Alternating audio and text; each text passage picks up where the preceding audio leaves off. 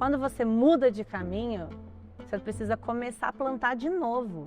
Tem que trabalhar um pouco da paciência, da fé, dessa confiança em você mesmo. E eu percebi que existia mais uma necessidade do ambiente se colocar, né, de forma perpetuada dentro de uma coisa complexa, sendo que não precisava ser. Sim. Eu não posso falar que eu sou a pessoa que eu sou hoje sem as experiências que eu passei.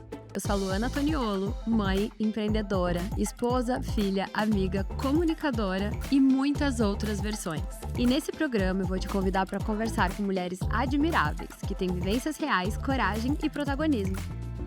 Hoje, a nossa troca é com a Ana Laura Magalhães, uma mineira gente boa, Forbes Under 30, que é referência em educação financeira mesmo quando esse assunto ainda soa complicado. Ela realmente descomplica. A Ana foi sócia de uma grande instituição financeira especializada em investimentos, criou projetos de tecnologia e impacto social e faz questão de ensinar que dinheiro também é assunto de mulher. Oiê! Oi! Tudo bom? Você tá aqui, que deu certo. Tá pronta pra gente começar? Fiquei super feliz mesmo, porque eu sei que as agendas são difíceis. E a tua eu sei que é, porque eu acompanho todos os dias. Então eu sei que atravessar a cidade pra estar aqui comigo é bem especial. Que É feliz bem mesmo. especial. E eu bem sou super fã do seu trabalho, então estou muito feliz com o convite. E era minha cliente, inclusive, né? A gente tá juntas Por então. muito tempo. Ai, Ana, é tão bom, assim, eu poder trazer mulheres especiais, porque eu sempre penso mulheres que são interferência pra mim, sabe? Que mostram, que são referência, e eu acompanho o trabalho e quero estar perto de alguma forma e que me inspiram de alguma forma. Então, a ideia é trazer, para fazer essa troca, com quem justamente me inspira, para poder inspirar outras pessoas também. Ah, me sinto honrada. Que é legal, a gente se conheceu dentro de um contexto de trabalho. E eu também te levo para minha vida pessoal, assim, né? Como referência, como mãe, como amiga, como empresária. Eu acho bem legal estar aqui pra gente dividir isso. Sabe o que eu queria saber antes de mais nada? Pra gente já começar, assim, a conhecer a Ana por trás, nos bastidores, porque é esse o objetivo, que a gente consiga quebrar um pouquinho essa ídola, esse ícone, porque a gente olha uma mulher super interessante, né, super inteligente, e a gente afasta muito. Eu digo assim, as pessoas que estão assistindo se afastam muito, né, porque é uma pessoa muito potente. Mas quem que é a Ana? Quem era a Ana? Vamos pensar lá em Uberlândia, mineira, maravilhosa, né, aquela pequenininha dentro do meio do núcleo familiar. Quem que era você, com esse olhinho brilhando, assim? É legal você me perguntar isso, sabia? Porque eu tenho muita dificuldade de me enxergar como a referência que as pessoas me enxergam. Porque eu que sei da minha história, das minhas batalhas, das minhas lutas, né? E eu acho que tem tanta coisa ainda para eu conquistar, tanta coisa que eu desenhei, que eu projeto para o meu futuro. E talvez isso até seja importante de ser revisado, porque no presente talvez a gente nem percebe o quanto a gente já caminhou. Sim. Você tem que olhar para trás e falar, meu Deus, já fiz isso tudo. Mas eu acho muito interessante sempre receber esses feedbacks ou, sabe, perceber que a gente tem mania de, às vezes, endeusar o outro, admirar o outro, e somos todos divindades, né? Somos todos aqui pessoas que podem realizar o que quiser. Sim. E eu acho que vem muito desse contexto de ser pequenininha ali em Uberlândia. Sempre tive acesso à educação, os meus pais também sempre investiram muito nisso. Então eu tive uma oportunidade de ver o mundo, de não viver só aquele meu universo. Porque quando você é criança, seu universo é sua casa, seus pais, seus irmãos, é aquilo que você conhece, sua né? referência ali. Sua casa para escola, aula de balé, é aquele universo. Então eu tive a oportunidade de saber que o mundo era maior que aquilo e eu tinha muitos sonhos de conhecer tudo, de ver tudo. Sempre tive uma curiosidade muito genuína, de criança mesmo. Eu queria saber como as coisas funcionavam, por que as coisas são como elas são. Então eu tinha muita vontade de estudar para saber. Estudar. Para entender. Eu era viciada na sensação de entender uma coisa nova. Até hoje eu sou um pouco. Às vezes eu leio um negócio e eu entendo e eu falo, nossa, isso é muito fantástico. E era assim, televisão, depois começou computadora, internet. Como que foi, assim? Que você veio para São Paulo quando decidiu vir para cá? Nossa, eu vim para São Paulo tarde, na verdade, porque minha vida foi praticamente toda em Uberlândia, né? Nascida e criada. Então, estudei lá e muita da minha curiosidade vinha de livro mesmo. Eu gostava muito de ler, sempre gostei muito de revistas também. Sim. Né? Vai mudando com a idade. Então, eu lia Recreio, depois você vai ler Capricho. Mas tudo bem, depois você vai entendendo um pouco sobre isso. mas eu tive uma influência muito positiva da minha mãe com leitura especificamente, que eu me apaixonei pela literatura e pelo universo literário como um todo. E eu sei que tem muita gente que é meio avessa, assim, a romances ou a tudo aquilo que é muito inventado, Sim. mas eu acho que o estímulo da intelectualidade vem muito sobre a imaginação também. Sim. Tem muito a ver com isso. Então eu acho que vem desse lugar. Mas eu fiz faculdade, fiz mestrado em Uberlândia, eu mudei para São Paulo só aos 25 anos. E lá ainda você não tinha entrado no mercado financeiro, era relações internacionais, né? E depois, quando que entra, assim, a economia? Eu pergunto com muita curiosidade mesmo, porque economia não é um assunto sexy. Quer dizer, é super sexy, só que é bastante distante da realidade da maioria das pessoas, né? Porque é complexo. E para você se apaixonar pela economia, e eu faço aqui, né, as minhas palavras, se apaixonar pela economia, você tem que aprender para se apaixonar e conhecer. Eu fiz direito, então eu aprendi macro e microeconomia, o que é o suficiente para eu entender teus conteúdos, e eu adoro, porque você me ensina de uma forma extremamente didática. Mas, não, eu vou levar isso para a vida. Agora eu vou falar de economia. Como que você vira uma chave e, fora, assim, não tinha nenhuma referência dentro de casa, mas como que isso tudo aconteceu? É uma loucura mesmo, sabia? Não sei nem explicar direito como é que tudo isso missão. aconteceu. É muito sobre essa curiosidade também. Eu queria, né, eu romantizei muito o que seria a minha carreira quando eu era mais nova. Então eu queria ser diplomata. Estudei desde cedo para ser diplomata. Aos 16 anos eu comecei a fazer aula de francês, depois eu comecei a fazer aula de italiano, já tinha formado em inglês muito nova. Então eu tinha certeza que eu ia ser diplomata, até entrar na faculdade de Relações Internacionais e ter uma experiência de intercâmbio. Na época eu estudava crime de guerra, eu queria trabalhar com refugiados, aquilo me impactava muito. Eu tive uma experiência de intercâmbio na época que eu fui estudar dissolução na Iugoslávia. Então eu fui morar na Croácia para visitar a Bósnia, para visitar a Sérvia, e eu me percebi, assim, eu romantizei aquilo, eu queria entender, mas no final das contas aquilo era muito profundo para eu dar conta para o resto da minha vida. E eu era meio obcecada, assim, por uma história, a história de um diplomata brasileiro, que era o Sérgio Vieira de Mello. Não sei se você já ouviu falar sobre ele. Tem um filme incrível que o Wagner Moura faz, como personagem do Sérgio Vieira de Mello.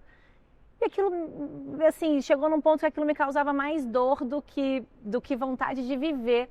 E estudando muito, né, diplomacia e política internacional, eu entendi que muito das origens dos conflitos eram enraizadas em matrizes econômicas mesmo, em problemas econômicos.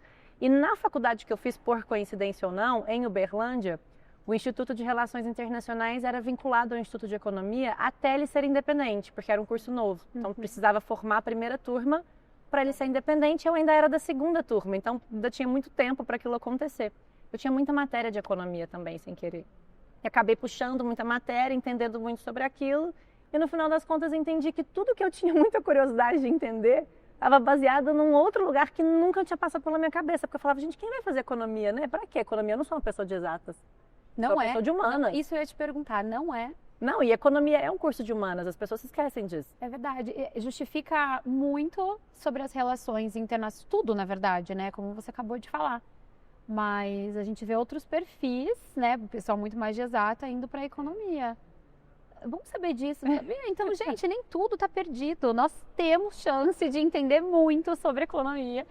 Ai, Ana, assim, quando eu fico pensando, né? Você estava, de repente, fez relações internacionais e começa a se achar na economia com uma resposta para muitos daqueles conflitos, ou, né, todas as tratativas internacionais que acontecem e tal. E daí você resolve ir para uma grande empresa.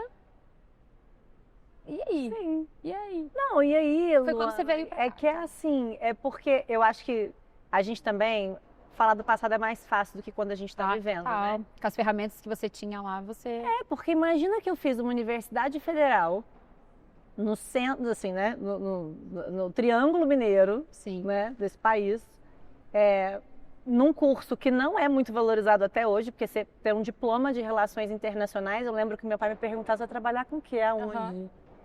Agora que você não vai ser diplomata, você vai fazer o quê? E eu me lembro de ter feito um processo de trainee na época que eu cheguei na final de um processo seletivo e o recrutador até me disse assim, olha, relações internacionais é aquele povo que sempre sabe um pouquinho de muita coisa, mas não sabe muito de nada. Aí eu falei, Bom, eu discordo porque tudo que eu estudei na minha vida me trouxe uma visão de mundo que é muito difícil de alguém conseguir conquistar num curto prazo e talvez seja mais fácil para mim, com essa visão de mundo, aprender um técnico com mais rapidez. Sim, sim. E aí, enfim, foquei em finanças e depois que eu terminei o meu mestrado, também em Uberlândia, eu acabei nesses processos de trainee e tal, consegui dar uma entrevista num grupo financeiro em São Paulo e mudei para cá, assim, sem conhecer muita gente, sem ter nenhum contato. Quantos anos você tinha? 25, eu já não estava tão nova. Assim, imagina, com uma experiência profissional, aos 25 anos, para quem entra no mercado financeiro, você já está no meio de uma carreira. Estava enraizada. Porque você começou num estágio ali, nos 20, 19 anos, né? Depois você já fica efetivado, ou vai para outro lugar, mas aos 25 anos eu não tinha experiência profissional em finanças.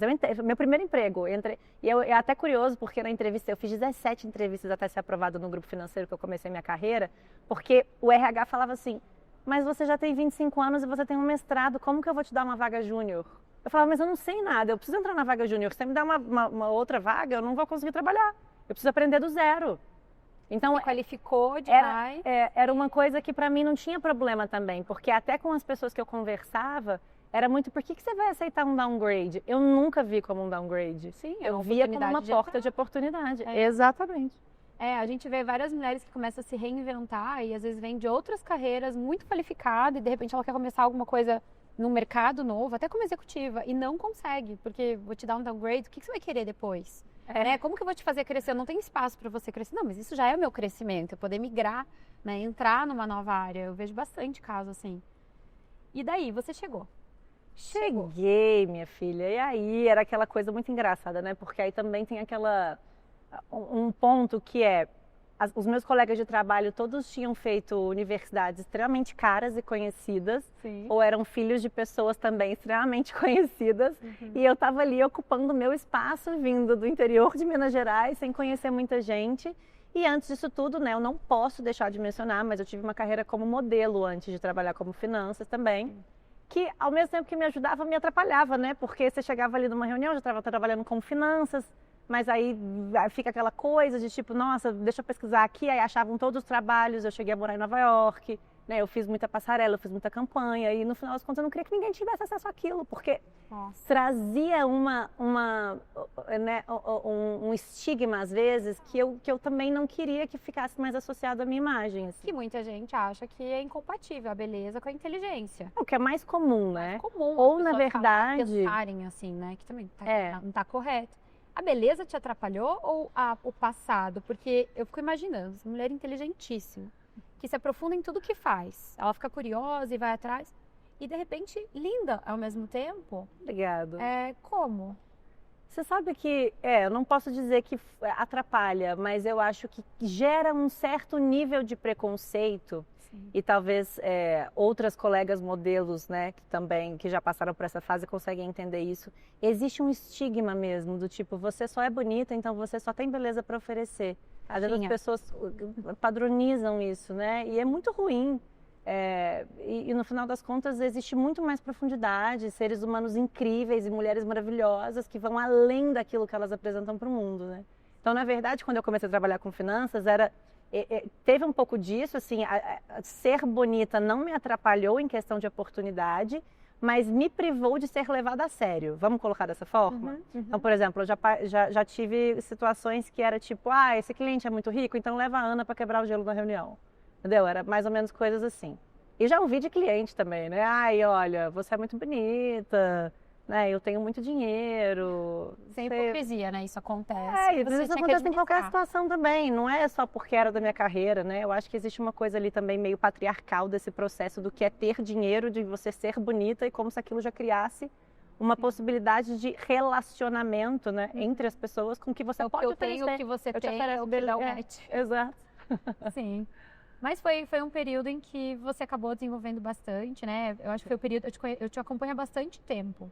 E foi um momento em que você criou quase que como um propósito, uma missão ali de desmistificar o mercado financeiro. É isso, assim, pelo menos eu assistindo eu vi assim, nossa, ela é tão didática e ela consegue entregar uma comunicação, o que a gente estava falando um pouquinho antes de começar a gravar, né? Uma forma tão fácil da gente aprender como poucas pessoas conseguem traduzir. E você adotou aquilo como uma missão e foi trazendo essa facilidade. Mas teve uma virada, assim, nossa, virou um propósito para mim. Assim, agora, uma missão. A propósito é difícil de falar porque tudo virou propósito. Mas uma missão, eu quero traduzir esse mercado, traduzir... Olha, te falando total a verdade, era zero o meu objetivo.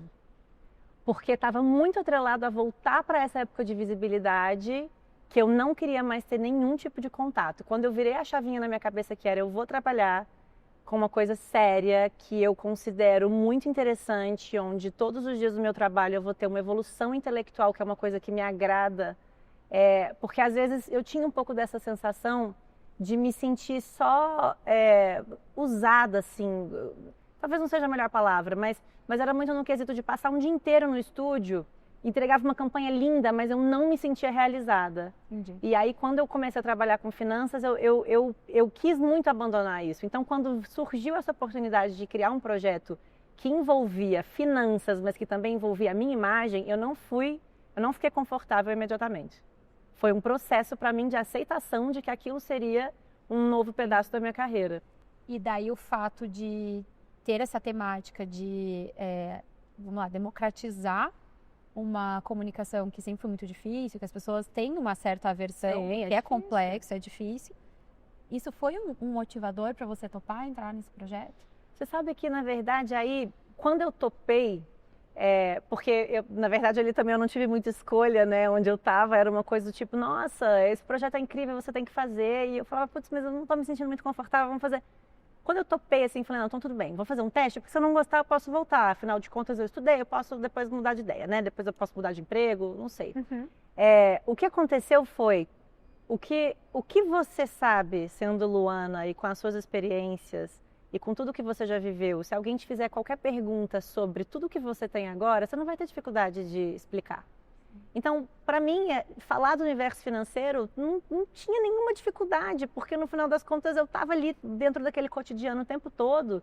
Então, sempre uma pessoa me fazia uma pergunta voltada para esse universo financeiro, para mim era muito simples de colocar aquilo em palavras. E eu percebi que existia mais uma necessidade do ambiente se colocar, né, de forma perpetuada dentro de uma coisa complexa, sendo que não precisava ser. Sim, sim. Então é muito do tipo, deixa eu falar aqui umas coisas meio difíceis, sendo que eu posso simplesmente explicar uma coisa de um jeito diferente.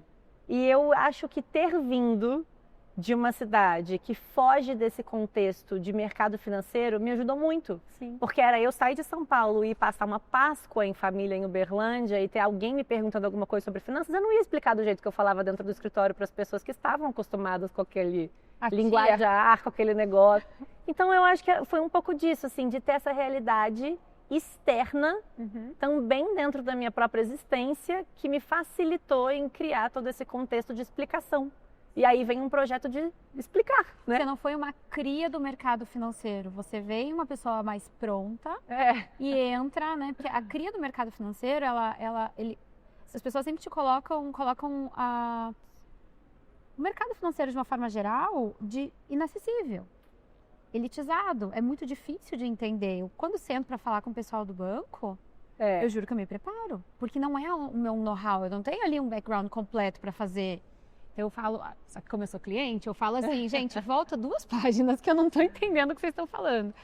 E é verdade, uma forma que não dá tanto acesso. E você realmente traduz como se estivesse falando para tua tia no Natal. Ana, o que você faz mesmo?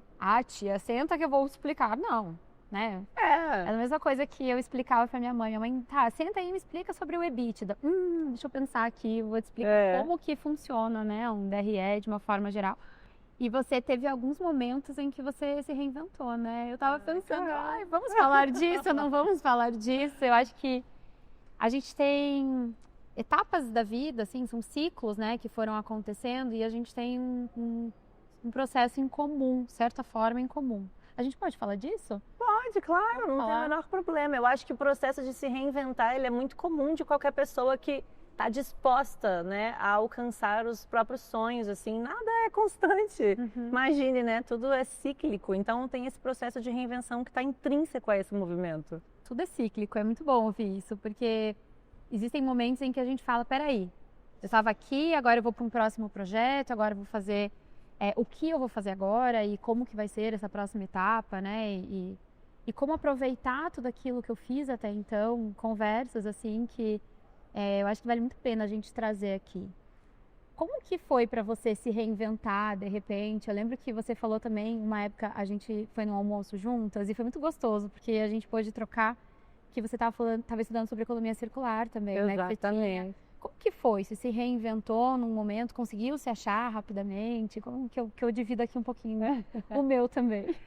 Eu acho que também a gente vai amadurecendo e vai tendo outros interesses, né?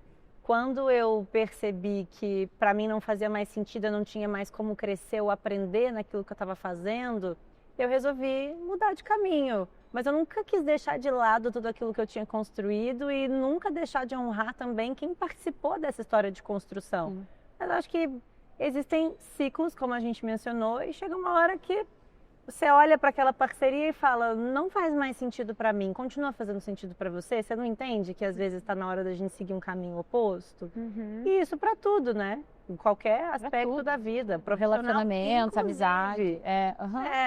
E aí, quando eu decidi, então, fazer essa mudança, meu processo de reinvenção, ele estava muito atrelado a essa possibilidade de trazer mais autenticidade para aquilo que eu realmente acreditava.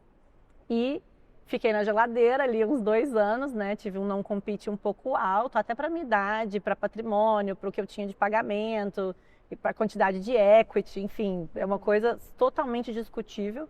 Mas, ao mesmo tempo, foi um processo que me ajudou também a colocar toda a minha forma de pensamento em prática para aquilo que eu já sabia que eu nunca mais ia querer. Não só para aquilo que eu gostaria de ter. Então, que tipo de coisa que eu pude aprender ali de lição, de realmente de quem vão ser meus sócios no futuro, que tipo de visão eu quero de negócio para as pessoas que vão andar do meu lado, que tipo de filosofia, sabe? O que eu estou buscando? Eu estou querendo ensinar ou eu estou querendo ganhar dinheiro com ensinar? Então, eu acho que começar um pouco por esse pressuposto. E daí, essa reinvenção, ela acontece automaticamente. Eu acho que dá uma desesperada na hora, porque a gente fala, meu Deus, estou abrindo mão do certo pelo duvidoso, porque é basicamente isso. E muita coragem, né? Tomar a decisão é muita coragem, tá? Teve coragem, pensou, teve atitude e agora? Então, e aí agora que eu acho que a gente que entra numa fase mais complicada, porque quando você muda de caminho, você precisa começar a plantar de novo.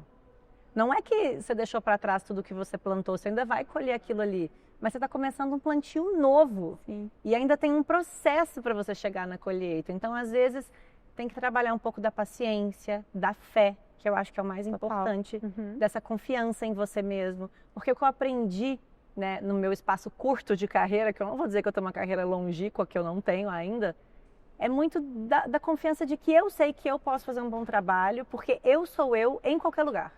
Não é a Ana nessa empresa, ou nessa outra empresa. É a Ana onde ela estiver. Que aula? É a Ana no que ela for fazer. Não estava ouvindo. Mas é verdade, com você vai ser a mesma coisa. Eu sei também que você teve todo o seu processo, mas o que a Luana colocar a alma dela vai ser o que vai nascer com a alma da Luana. Consegue entender? Sim, e por um tempo até a gente constrói quase que uma simbiose. E daí quebra a simbiose, muito em terapia. Eu trabalhei bastante tempo antes e isso, quebrei a simbiose. Tá, beleza, agora essa parte aqui tá solta, e aí? Né? E o próximo? E é muito legal quando eu já tinha acompanhado, né, todo esse teu caminho e eu olhava também como uma referência de reinvenção e redescoberta, e a forma como você foi conduzindo tudo isso não é uma fácil, grande referência. O que a gente mostra é só um pedaço. Esse ponto, né? O que as pessoas acompanham é um pedaço muito pequeno do real processo, né? Mas a minha vontade nunca foi mostrar que eu estava forte o tempo todo, muito pelo contrário, eu sempre quis deixar claro todas as minhas vulnerabilidades. Você abria, porque eu sou muito fã da Brené Brown. Uhum. E sempre usei até para liderar dentro da empresa, eu sempre tive isso assim, como um guia, sabe? Lógico, abrir uma vulnerabilidade dentro para quem você pode abrir também. E eu fiquei pensando assim, quanto contar que eu tô sofrendo num momento, que eu não tô pronta ainda para falar de outras coisas. E você chegou a fazer isso? A abrir um pouco o assunto dentro da medida do possível? Eu tento ser o mais discreta possível também. Discreta, né? Mas eu acho que tem um pouco sobre a transparência do que é só você falar a verdade. Eu não preciso mentir sobre a história, eu não preciso contar uma história diferente. E eu também não preciso sair falando sobre a história, basicamente isso. Assim, as pessoas me perguntam, eu sou honesta e eu mantenho muito essa cabeça de honrar a trajetória de onde eu estava, que eu acho que é o mais importante. Fica muito claro. Porque assim, eu não posso falar que eu sou a pessoa que eu sou hoje sem as experiências que eu passei. Sim. Eu honro muito as coisas que eu aprendi nas casas que eu estive. Todas elas, assim, tem muita coisa positiva que a gente leva pra vida. Eu acho que tudo é lição também. Sim. Tem coisas que a gente aprende na marra, né? No sofrimento, no choro, em conversa com o advogado, quando você se sente no meio do furacão e fala, como assim? Eu já sou adulta nesse nível? Como eu vim parar aqui? Como eu vim parar aqui várias vezes. O que está acontecendo, né? Eu não estou entendendo. E aí você se vê numa situação de ser tão adulta, quando você nem se via naquele ambiente, e de repente é do tipo, sou eu por mim mesma, não tem ninguém aqui segurando a minha mão, entendeu? E parabéns, se você tem um desafio desse tamanho, é porque você é grande o suficiente para ter esse desafio. Nossa, e é difícil, hein? Eu só queria voltar na minha posição fetal ali numa tarde. Mas eu acho que é isso. A gente... É uma parte que é desafiadora, mas é um grande crescimento. Sim, claro. É só assim que a gente cresce. Só assim, no conforto. Foi ótimo. Bom, e você, assim, quando... Sabe que eu tenho uma dúvida? Eu gosto de perguntar isso, eu pergunto pra várias amigas. Quando você fecha o olho e fala, meu momento confortável, assim, tipo, nossa, quando eu fecho os olhos, eu penso um momento muito bom da minha vida, onde eu quero estar, onde eu estive. Nem com quem, o quê, tendo o quê, mas onde que seria isso pra você? Dentro da Bolsa de Valores? Onde eu quero estar? Onde quero estar? Onde que você se vê? Olha, eu tô com 34 anos agora, né? Bem novinha. Novinha, vírgula, né? 38. É bastante. Sim, mas eu já tenho umas realizações legais que eu tenho vontade de ter. Eu tenho muita vontade de ter filhos, de ter uma família. São coisas que você já conquistou. Acho que eu tenho meu tempo também, tô no meu processo. Mas eu me vejo com isso, assim, também com esse lado de uma construção do lado pessoal, que é uma coisa que eu tenho muita vontade. Porque eu sinto que a minha vida toda foi muito dedicada só ao lado profissional e meio que sem querer. Não foi só proposital. De repente, a hora que você vê, você já entrou num modo automático ali, né? Não é que o resto ficou obsoleto, você só não estava prestando tanta atenção, assim. E aí, acho que da hora que você vê, você fala, meu Deus, já tô com 34 anos, agora congela óvulos e faz não sei o que lá, e aí vai. Mas como eu me enxergo, eu acho que é um pouco dentro desse contexto, com essa realização pessoal também, que eu acho que nem tudo é só sobre dinheiro, carreira. Aliás, eu acho que é muito vazio se a gente olhar só para esse lado. E eu tenho muita vontade de trazer mais conexão do que é um lado intelectual e acadêmico para o lado prático, porque acho que tem um descolamento muito grande. Então, por exemplo, eu fiz mestrado com 23 anos de idade, né? Não precisava, mas era o que eu tinha ali na hora, também foi ótimo. Eu adoro. E eu quase não. E também, quando eu terminei, eu já estava trabalhando aqui em São Paulo com finanças, eu quase desisti desse mestrado 500 vezes. Minha mãe, ela falava, você vai terminar por mim. A minha tese, a minha dissertação, ela é dedicada à minha mãe. Simplesmente. Porque eu já tinha quase desistido 500 vezes. Mas eu tenho muita vontade de fazer um doutorado fora do Brasil. Isso está nos meus planos, assim, num curto período de tempo, assim, eu digo, nos próximos 5 anos. É uma coisa que eu tenho muita vontade de fazer. Já visitei algumas universidades, já fiz alguns processos seletivos. E o tempo todo surge uma coisa que eu falo, não, daqui a pouquinho eu vou, daqui a pouquinho eu vou. Eu acompanhei 1 ano, 2 anos atrás, você estava fazendo um processo? Eu fui, mostrei tudo. Aí eu cheguei a fazer um curso de finanças sustentáveis em Cambridge, que é um pouco quando eu entrei nessa onda da moda circular, assim, que eu falo, gente, a gente consome tanto e produz tanto lixo, será que não tem ninguém estudando coisas para reinventar esse processo? Olha que eu lembrei, um dia você me chamou, porque você... Me corrija, tá? Que você foi pra Espanha, certo? E tua mala foi extraviada. Foi pra Espanha. Você chegou lá e te deram em dinheiro. Não, daí eles teve que comprar as roupas que você tinha que usar, porque tua mala não voltava, não chegava nunca. E depois você falou assim, agora eu comprei algumas coisas que, assim... Eu comprei tudo igual. Eu não precisava, né? As minhas coisas vão chegar. A minha mala chegou e eu tinha tudo. Até uma dessa, se eu tiver esse áudio, se ele tiver publicável, a gente coloca. eu tô te ligando, mandando mensagem daqui, porque eu quero fazer minha lojinha com essas peças. Eu falei, pera, a gente tem que contar essa história, vai ter que ser mais do que só uma lojinha, mais uma, né? Porque a gente já tinha essa nossa relação de fazer a lojinha da Ana e tal. Mas assim, na veia, uma pessoa que pensa de uma forma circular, eficiente, é inteligente, né? Ó, já comprei coisas, já quero vender, e daqui da Espanha eu tô te ligando, querida, mandando um áudio, porque eu quero mandar o... Não, Luana, eu tenho pavor de acumular coisa. Pavor. Olha, eu não sério? consigo. Não consigo. E não é só uma cabeça de desperdício de dinheiro. Eu acho que existem excelentes investimentos que a gente faz em guarda-roupa, peças, joias. Eu gosto também disso. Sim. Mas eu digo sobre o viés de acumulação. Esse viés de acumulação, ele não tem nada a ver comigo. Então, quando eu passei por essa situação, que foi? Eu estava indo para um casamento. E eu ia fazer uma viagem de 15 dias. Então, eu tinha, assim, pelo menos 2 looks, né? Por dia. E o vestido não estava na mala de mão. Aprendizados da vida. Entra na mesma lista de aprendizados. Exato. Do mala de mão é tudo nessa vida, né? Sim. E cheguei lá e fiquei 8 dias sem mala. Então, a cada dia que passava, eu comprava mais coisa. Eu comprava mais coisa, de repente minha mala chegou, eu já tinha comprado um outro vestido para o casamento, porque não chegou a tempo do casamento. E fiquei com as coisas iguais, assim, a ponto de ter comprado. Eu achei que eu nunca mais fosse ver minha mala e eu tinha um vestido de seda branco. E eu cheguei lá e comprei um vestido de seda branca. Aí ficava 2 vestidos de seda branca, um do lado do outro. Propostas idênticas, não era o mesmo vestido, mas era proposta idêntica. Eu não vou ficar com 2 vestidos iguais. Sim. Não, usei uma vez, gente, tá aqui. Ou nunca usado, etiqueta, tá aqui. Então não precisa. Não, não entendo. Depois, várias pessoas vieram contar que se inspiraram no que você tinha falado, de ter que comprar e depois venderam. Ficou muito legal. Não, e até hoje hoje vendo. Uma pena, que é em outros lugares. Não, o importante é continuar circulando, né? Para você não ficar com essas coisas acumuladas. Uma coisa que eu não posso deixar de te perguntar, e eu não quero que seja de uma forma assim, só para marcar, porque o teu mercado ele é muito masculino. Sim. Muito, né? Eu tenho uma amiga que vem desse mercado, eu lembro que ela acabou ficando mais masculina para conseguir estar na mesma mesa, TT, beijo, e ela acabou fazendo aquarela depois para conseguir voltar pro feminino dela, assim, desafio mesmo que ela passou. Ela conta muito essa história, mas como que é isso para você, esse universo masculino? Porque apesar de eu ser do universo de negócios, eu tava no universo da moda. Então, eu tinha um preconceito por ser a menina, né, muito jovem ainda, quando estava vendendo a minha empresa.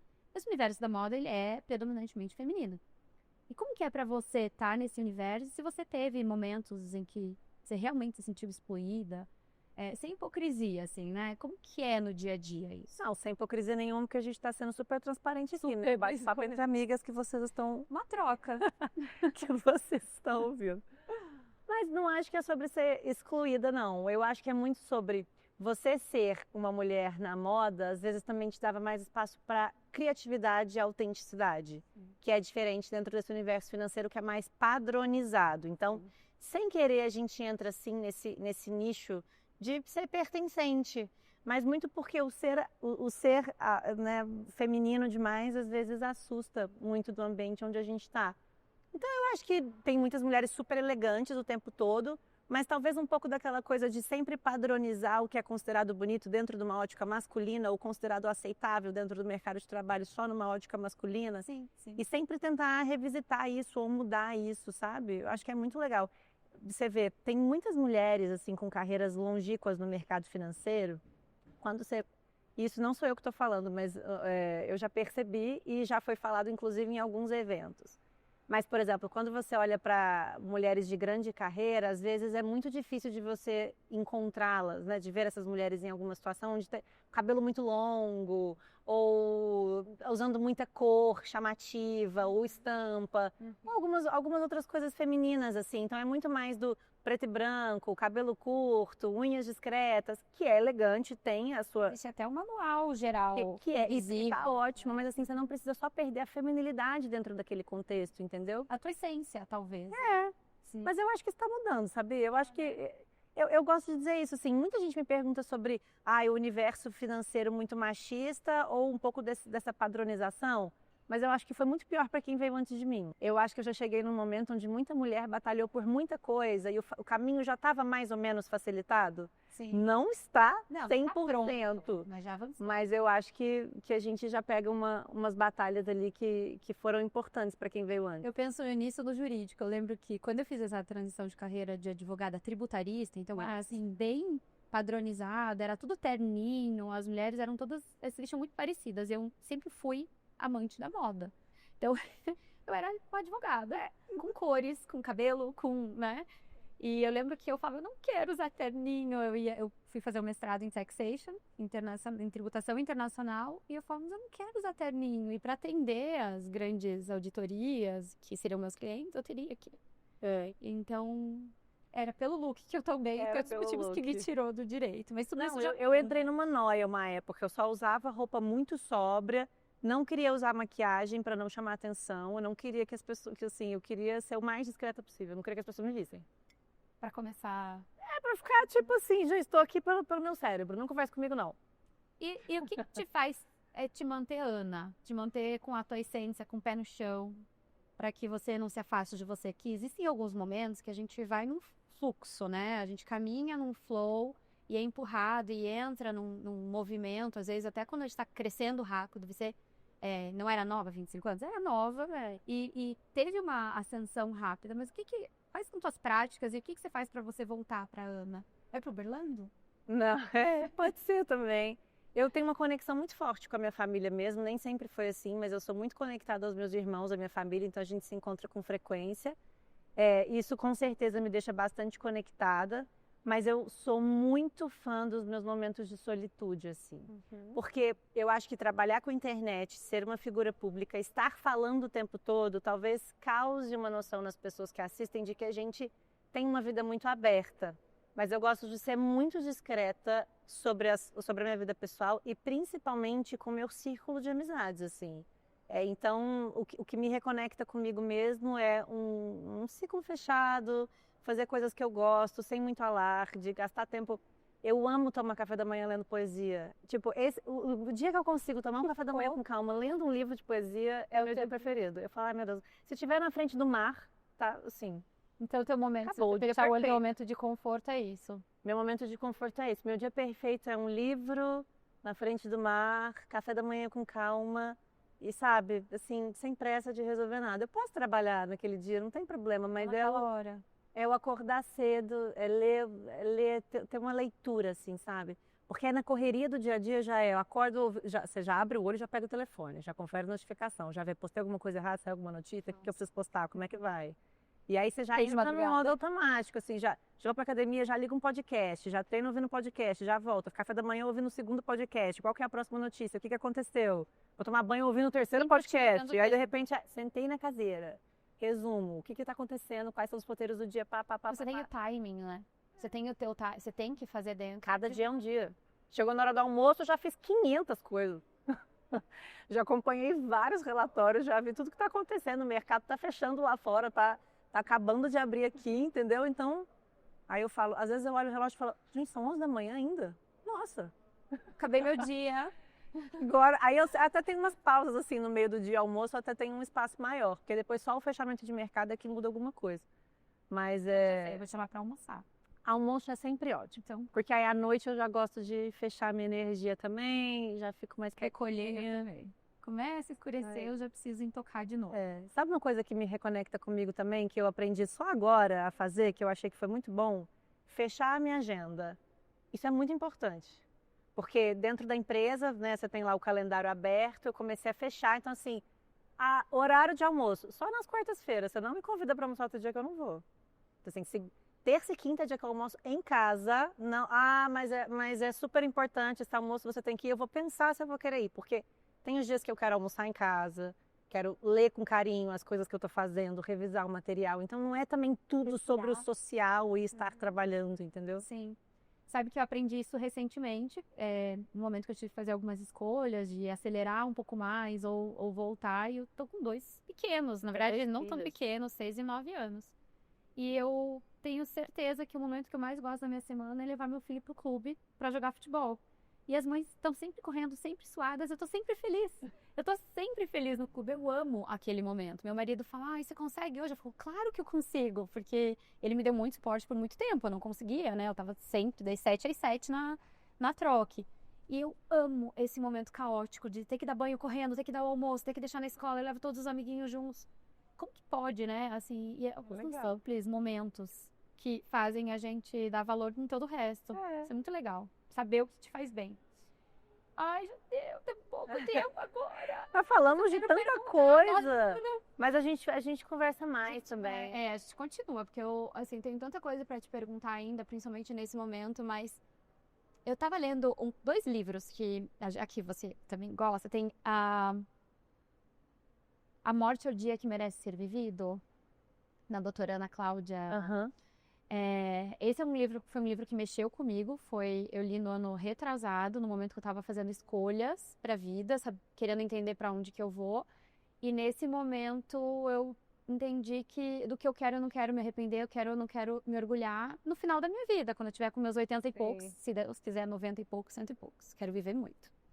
E outro livro foi do Viktor Frankl, O Sentido da Vida, que ele viveu ali um período do Holocausto, ele é um psiquiatra, enfim. E ele fala que quem tem um porquê aguenta qualquer como.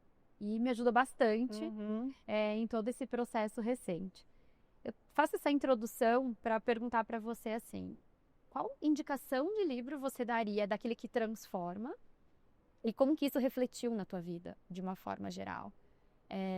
Porque são livros que às vezes viram uma chave na gente, né? Abrem uma visão que às vezes a gente está dentro de um momento da vida que a gente não consegue enxergar muita coisa. Esses livros são realmente portais, assim, que acabam São levando. portais. Eu sou muito leitora, né? E eu acho que tem uma coisa que eu sempre digo sobre ler, que é o livro, ele vai impactar a gente dependendo de quem a gente é quando a gente está lendo. Muito. Né? Porque às vezes você vai ler um livro numa fase da sua vida que você está muito corrida. Se você vai ler esse livro, por exemplo, A Morte é um Dia que Vale a Pena Viver, numa época que você não está tão sensibilizada, talvez ele não te toque tanto. Ele passa aqui, né? Ele não... E ele também esse foi um livro que eu li numa fase muito importante da minha vida pessoal também, que ele me tocou de um jeito diferente. Você ter uma outra ótica do que é um tratamento paliativo, de como é que você vai cuidar daquelas pessoas no final da vida, né? Que talvez se eu tivesse numa época extremamente racional e de meta e dentro de uma empresa, que eu não teria me afetado tanto. Então, talvez sejam livros que não impactem tantas pessoas, mas um livro que eu li muitos anos atrás, que é um livro que eu nunca esqueci. E é um livro batido, pequenininho. É O Alquimista, do Paulo Coelho. Sério? Porque eu nunca li. Pois é, muita gente nunca leu. Escuto muito. Eu falo que é a Bíblia da minha vida, praticamente, esse livro. Ele é lotado de ensinamento e ele é muito curtinho, mas ele também vai precisar que você esteja numa fase aberta para entender o que ele realmente vai te contar ali. Eu nunca dei indicação, eu vou ler esse livro agora. Ele é um livro que me mudou muito também, eu adoro. E posso pensar num livro mais recente que eu li também, que eu amei, que é literatura mesmo, assim, que chama Adeus Gana. Eu amei esse livro. Tocou? Foi legal. Ai, que máximo. E se você fosse pensar um legado, Ana, você quer deixar? E o legado, ele não precisa ser, vamos pensar assim, né, para os outros, para a humanidade. Pode ser uma memória sobre você, uma forma como você decidiu viver. O que você... tá muito ligado com esse livro que a gente leu em comum, então, né? Ele fala muito sobre isso. Sim. Qual mensagem você quer deixar aí no final de tudo? Profundo, né? Esse final, gente. Nossa, porque... A gente está filosófica. A gente está bem filosófica. Posso dar uma dica de podcast ótimo de filosofia? Sim. Você já ouviu Imposturas Filosóficas? Não. Gente, é um podcast ótimo também. Como eu falo que eu tô no podcast o tempo inteiro, às vezes eu tô acostumada a ficar ouvindo coisa enquanto eu tô trabalhando, e aí entrei nessa linguagem do podcast de filosofia que eu tô adorando agora. Mas o que você falou mesmo? Um legado que você quer deixar, e a gente está filosofando sobre a vida aqui no final das contas. Sabe que meu sonho é fazer filosofia, né? Ai, vamos, eu posso ser sua colega de sala. Vamos. Tem que esperar, né? Agora não. Agora não Mas dá. quando estiver lá pelos 50 e poucos, vamos voltar quando a gente tiver mais tempo. Nossa, sabe? meu sonho. Eu tô no estoicismo agora, com o Marco Aurélio. E, assim... o estoicismo pra mim ele é difícil. Eu não consigo isolar tanto o problema. Pra mim também é. Pode ser muito ligada.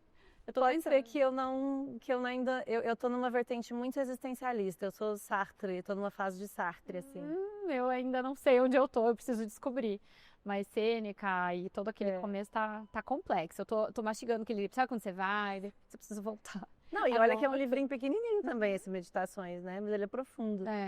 Mas o meu legado, eu acho que eu não tenho uma ambição muito grande, assim, de tipo, nossa, eu quero ser um legado incrível, nunca esquecida, como uma mulher do mercado financeiro. Memorável. Eu sempre penso no sucesso como consequência, então eu tenho uma dificuldade até de olhar para isso e falar, o meu objetivo é cravar o quanto a minha existência foi relevante, sabe? Sim. Não, eu quero fazer o que eu gosto, eu acho que está muito atrelado a realmente ajudar as pessoas a disseminar essa educação financeira de uma forma simples, o que para mim é muito fácil, não tem o menor problema eu falar sobre as coisas que eu sei e impactar as pessoas positivamente dentro disso. Eu acho que o meu legado está mais atrelado a isso, a conseguir impactar essas vidas de uma forma que nem eu faço ideia e nunca vou fazer. Porque o impacto ele é imensurável mesmo, assim. De uma pessoa que assiste um vídeo, que entende uma frase, que aplica aquilo na rotina dela, que aprende a investir, que toma uma decisão importante na vida que está atrelada ao sucesso dela ou ao que ela vai conquistar dali para frente com uma decisão financeira. Então é muito mais sobre, olha, eu estou aqui para trazer transparência. Você absorve como quiser e leve isso para sua vida como quiser. Acho que meu legado está aí. E você está deixando um baita legado, porque educação financeira... Vamos lá, mulheres se espelham em você, fica muito mais fácil de ouvir você, né? Independente do público, de uma forma geral, mulheres conseguem se espelhar. Falar, ela tá falando de uma forma legal e fala com uma dinâmica interessante. E educação financeira não é falado para mulheres. Né? Até a nossa geração não é um assunto que é colocado na mesa. Então, eu posso te dizer, assim, entre o meu círculo direto, o quanto você já impacta enquanto você já está deixando um legado. Pode ficar... Já com se eu contar para as minhas amigas que eu tive a oportunidade de falar isso para você, porque a gente sempre, quando senta na mesa, vai falar de dinheiro, o desafio que fala disso e tal, e né, na vida, na família, a gente sempre chega no teu nome, como você facilita. Exato. Então é bem importante eu poder contar isso para vocês, e daí depois elas vão estar assistindo aqui, viu? Tô falando, gente. A Ana tá na nossa vida, você tá jantando com a gente, você nem sabe. E pode me convidar na próxima vez. Nas quartas para almoçar. Eu vou te chamar. Me avisa. Mas uma coisa só que eu recebo que eu acho que é muito legal são mensagens de meninas mais novas falando, me inspirei em você para trabalhar no mercado financeiro. Isso é que é legal. E aí às vezes eu falo, nossa, mas o que eu fiz? Nada, coloquei um vídeo na internet explicando o que era Tesouro Direto e de repente impactei positivamente na decisão de uma pessoa que eu não conheço, né, numa tomada de decisão relevante sobre o caminho dela, o sucesso, a carreira dela e sem querer. Isso vai mudando o percentual. E é por isso que eu digo que não é nem intencional, tipo, eu tô fazendo meu trabalho, eu amo o que eu faço, eu tô ali todos os dias buscando conteúdo, levando informação, é isso que eu quero fazer, me sinto extremamente realizada hoje no lugar que eu tô, sem o preconceito que eu tinha com a minha própria imagem, ou com beleza, ou com aquilo que eu representava, acho que hoje eu consegui me entender como esse pacote. Maturidade, né? A gente chega num lugar que eu sou isso mesmo, entendeu? Então eu vou entregar tudo isso de uma vez, assustar quem assustar. Um produto maravilhoso, né? Ou aceite quem aceitar. E no final das contas eu me sentir bem com o meu dia, dormir e falar, nossa, hoje eu tive um dia muito legal, aprendi um monte de coisa, repassei um monte de coisa. E sem querer acabei inspirando um monte de gente a fazer um monte de coisa. Acho que isso é o mais legal. Presente, né? Amei! Obrigada! Obrigada por ter topado mais uma vez. Foi mais um episódio de A Troca, com uma troca super real, com uma mulher real que me inspira, trouxe, assim, de casa, sabe? Quem que eu quero que esteja aqui comigo sentada? A Ana. Obrigada, meu amor.